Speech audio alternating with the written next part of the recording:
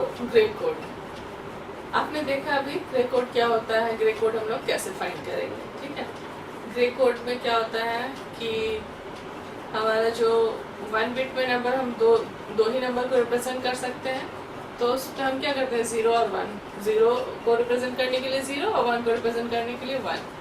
But 2 bit में जब हमको रिप्रेजेंट करना होता है ग्रे कोड को, तो हम क्या करते हैं, सबसे पहले 0 1 जो आपके 1 बिट से जो हम लोगों ने डिफाइन किया था कोड, वो ले लेते हैं और फिर उसका मिरर इमेज फाइंड कर लेते हैं।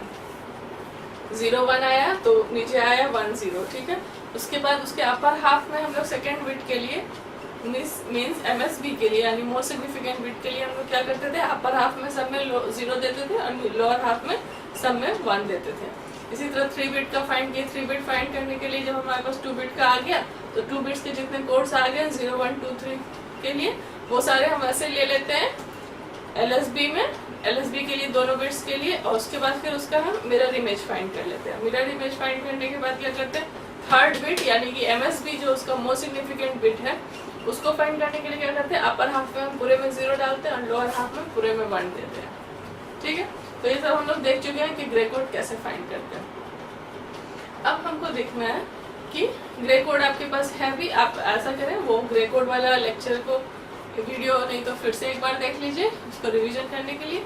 और अब हम लोग देखते हैं कि हमको अगर बाइनरी कोड में है और उससे आपको डायरेक्टली ग्रे कोड में ग्रे कोड फाइंड करना है, तो आप डायरेक्टली नहीं फाइंड कर सकते जब तक आपको उसका टेक्निक नहीं पता होगा कि हम कैसे बाइनरी से ग्रे कोड में कन्वर्ट कर सकते हैं, तो नहीं फाइंड कर सकते हम। ठीक है, तो देखते हैं कैसे हम लोग कन्वर्ट करेंगे।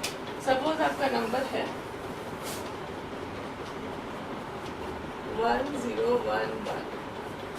ठीक है, ये बाइनरी में है 8 + 2 10 + 1 11। क्या है ये 11।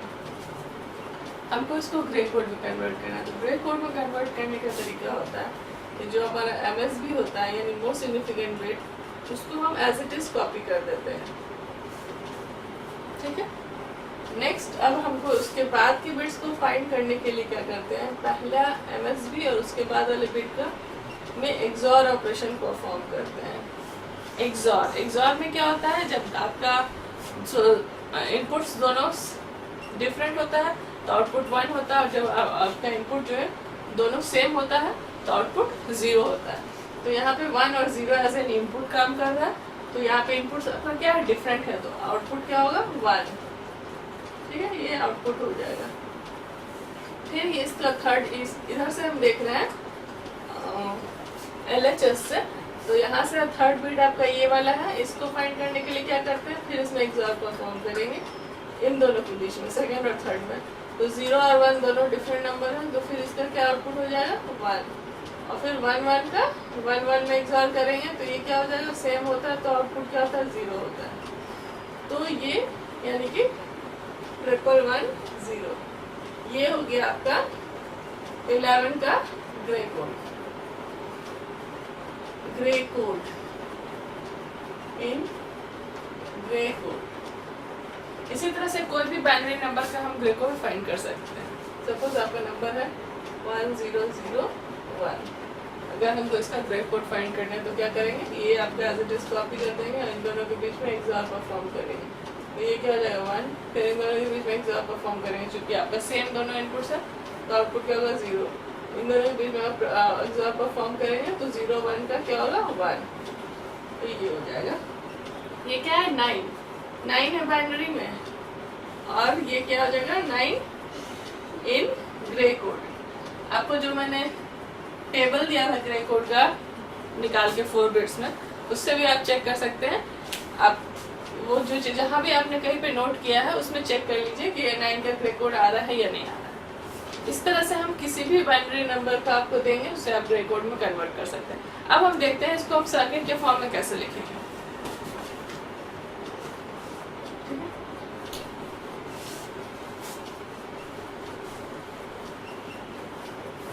सपोज जैसे अभी आपने देखा कि ये नंबर है, तो इसको हम लोग इस तरह से डिफाइन कर लेते हैं। ये B4 है, B3 है, B2 है, B1 है। हमको इसको कन्वर्ट करना है ग्रे में, G3 G4 G3 G2 G1।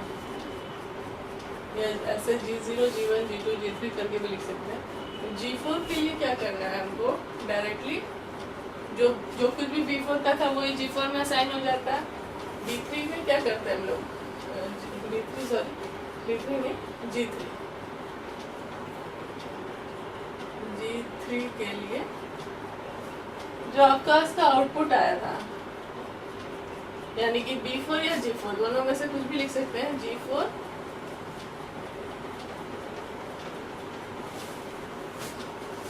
या B4 XOR B3 और G2 के लिए क्या करते हैं, B3 XOR B2 and G1 के लिए B2 XOR B1। इस तरह से हम लोग फाइंड कर लेते हैं। इसमें सर्किट डिजाइन करके देखते हैं।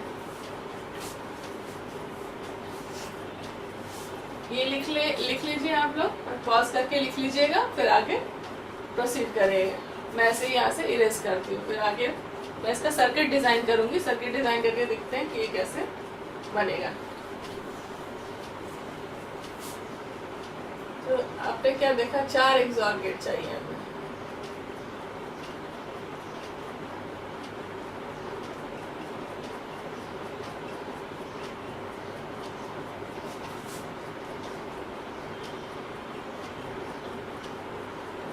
G4, G3, G2, G1। G4 पे क्या आपका जाता है डायरेक्टली, जो B4 में है वो B4, इसमें XOR गेट की जरूरत नहीं है। इसमें आपको XOR गेट की, क्योंकि G4 में तो डायरेक्टली हम लोग जो भी B4 में था डायरेक्टली दे सकते हैं। तो ये क्या करते हैं, G4 में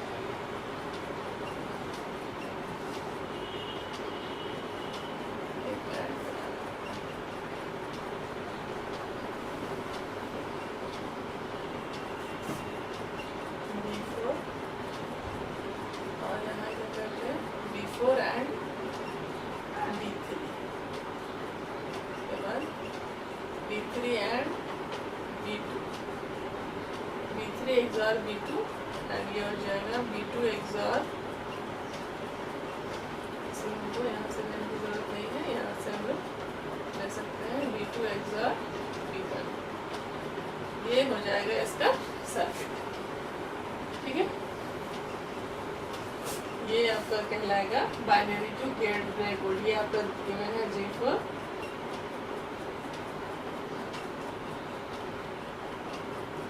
इसको हम लोग डायरेक्टली B4 को अप्लाई कर रहे हैं, एंड गेट बना सकते हैं या डायरेक्टली भी हम लोग उसको पास कर सकते हैं, इसमें कोई गेट की जरूरत नहीं है, ठीक है।